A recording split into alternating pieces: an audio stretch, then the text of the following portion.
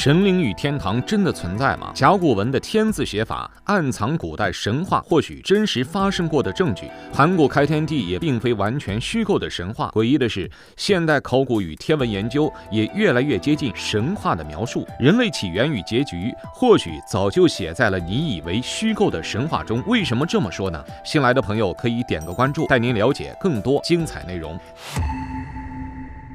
在现代人的理念中，天是一个虚构的概念，指的是天空。天空并非一个实质的东西，非要概括一下，大概就是云层之上和大气层之下的部分。这一部分可以被视为天，而在大气层之外，就要属于宇宙，或者说是星空了。我们平时说太阳、月亮在天上，也只是它们看起来是在天空，实际上它们是在宇宙和星空中。不过这也只是现代人的理念，在远古时期，天或许真是一个实质的东西。以下内容存在大量未经证实的神话传说，大家需要理性观看。据说在1.5万年前，一艘来自遥远星球的超级星际飞船月亮号驶入了太阳系，并进入地球轨道。不久后，飞船上下来了一些神灵，他们创造了人类，传授了文明，他们就是人类的造物主和天。而正因如此，才诞生了对天的崇拜。虽然这只是一个神话传说的故事，但从甲骨文的天字上，我们却能找到一些微妙的佐证。和现代的天字不同，甲骨文的天字是一个人的头顶上有一个不规则的圆，这个圆指的或许就是月亮号飞船。有人可能会说，也许是受天圆地方思想的影响，但还有一个版本的甲骨文，人字上面就是一横，那么为何天字会逐渐演变成今天的样子呢？在这个故事的逻辑里，是因为盘古开天辟地，月亮号远离了大地，人们对天的认识发生了变化，才使得天字成了如今的样子。关于开天辟地，还有另一种说法，据说神灵创造出人类之后，虽然白天能够生活劳作，但一到晚上，世界就变得漆黑一片，人们只能躲在洞穴中瑟瑟发抖。而为了改变这种情况，一位名为盘古的神灵操纵月亮号远离地球，来到了如今月亮的位置。这样不但让星空重新呈现，还使得月亮号可以反射太阳光，为人类带来了夜晚的光明。有人说这些都是神话传说，没有任何可信度，但神话真的不值得相信吗？德国考古学家哈因里希·舒里曼认为，神话并非完全的虚幻，它应该是某个历史事件经过后人不断加工后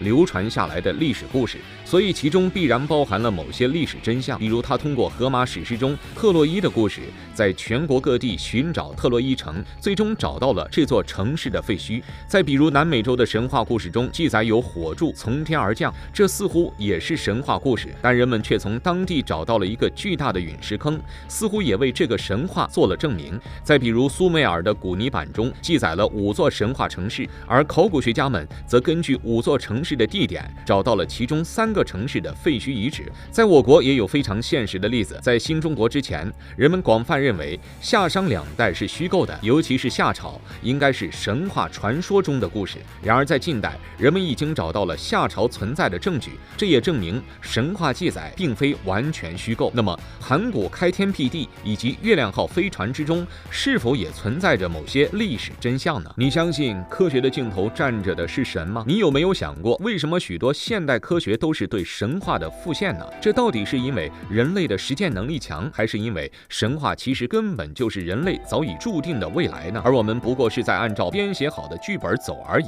那是谁编写了我们的剧本呢？在世界各地的传说中都有神灵降临世间，创造人类和文明的故事。在我国甲骨文中，神是一个非常简单的文字，只需要3笔就能写成。这个神字一方面可以看成是一个奇怪的人，另一方面似乎也和闪电的样子非常接近。从这里我们可以做出推断，神灵可能是伴随着闪电和各种奇异能量而降临的奇异存在。不过凡是碳基生物，身体都是比较脆弱的，根本不可能和闪电这种强大的自然之力抗衡，所以这个伴随着闪电降临或许只是一种无法理解的虚构。真实情况应该是神灵驾驶某种闪烁着电光火光的飞行器降临。比如在圣经中就提到，耶稣是从云层之中带着巨大的力量和光芒降临。当然这里的各种神灵也并非真正的神，很可能就是掌握星际文明的高智慧外星人。众星之车的作者丹尼肯通过大量的研究调查后认为，上帝其实就是一个星际宇航员，他们驾驶星际飞船来到地球，由于飞船上有巨大的轰鸣声，还伴随着能量闪烁的光芒，所以被人们理解成了闪电。这一幕被人类记录在神话中，也刻在了石雕之上，从而流传至今。前面我们提到了甲骨文中的天字，说古人眼中的天就是月亮，这一点在我们内蒙古阴山地区发掘的岩画上有了充分的体现。考古学家们经过研究发现，这些岩画应该出自我国远古社会时期，而在这些岩画中有一个人形图案，人的头顶是一个圆圈，这个圆圈正是月亮，或许也正是外星人的月亮号飞船。其实在国外神话体系中，对天也有相似的解释，比如埃及诸神头顶上往往也会顶着一个圆形的东西，有时候也会拿在手中，这个圆形物体指的或许也是月亮，预示着神灵自天而来。通过以上推断，我们可以还原一个历史故事，在大约1.2万年前，一艘巨大的球形星际飞船来到地球，飞船上的高智慧外星人创造了人类，传授给人类智慧和技能。那时候的人类从诞生到死亡，抬头看到的都是那艘球形飞船，因此人们便将这艘飞船称为天，而这也是甲骨文以及埃及神灵图腾中圆圈标志的由来。后来神灵们离开地球，飞船也到达了如今月亮的轨道，这个过程被古人称为开天辟地。如果我们今天的月亮真的是古代的天，那是否说明月球应该是高级星级文明的飞行器呢？如果真是如此，月球上会有外星人吗？他们到底去了哪里呢？月球的背面到底有什么？天文爱好者再次拍到诡异视频，月球或许真的是一艘巨大的飞行器，而上面有可能住着地球人的创世神。他们到底拍到和发现了什么呢？从前面的神话故事中已经做出了一种推测，月球是来自宇宙深处某个星际文明的飞行器。这种说法看起来有些匪夷所思，但结合我们在月球上看到的很多神奇现象，却又显得有理有据。比如在今年2月份，有西班牙的天文爱好者在月球上拍到了一个类似挖掘机的拱门型物体，该物体有200多公里宽，高度也达到82公里。如此诡异的庞然大物绝对不可能是人类的作品，如果有人能做到，那一定是星际文明之上的文明。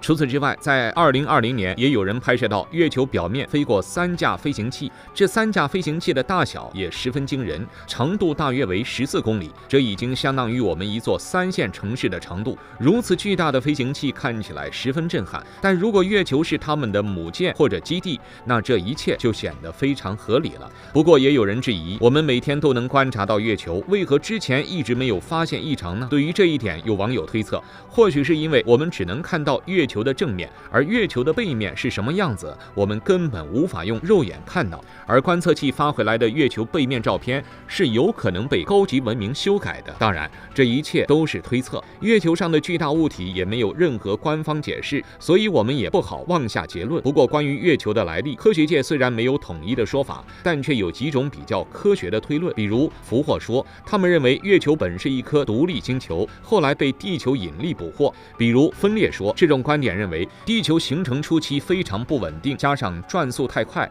导致一些物质被抛出地球，最终形成了月球。除此还有第3种观点，认为是小行星忒伊亚撞击了地球，导致忒伊亚和地球的很多碎片进入地球轨道，最终形成了月球。虽然这3种说法的信徒极多，但也不能排除我们前面提到的外星人说。有一个间接的证据表明，在人类产生文明之后的很长一段时间里，人类是没有月亮这一概念的。在世界各地的远古神话中也都没有月亮出现，比如我们神话故事中的女娲、伏羲、夸父等等，他们的故事和传说中都没有月亮的痕迹。直到后来后羿时期才有了嫦娥奔月的说法。如果按照这种说法，月球的存在或许并不久远，直到后来开天辟地，月亮号这个天远离地球，到达现在的位置，才有了月亮的认知。大家认为月球到底是如何形成的？它是否真的和外星人有关呢？欢迎留言讨论，我们下期再见。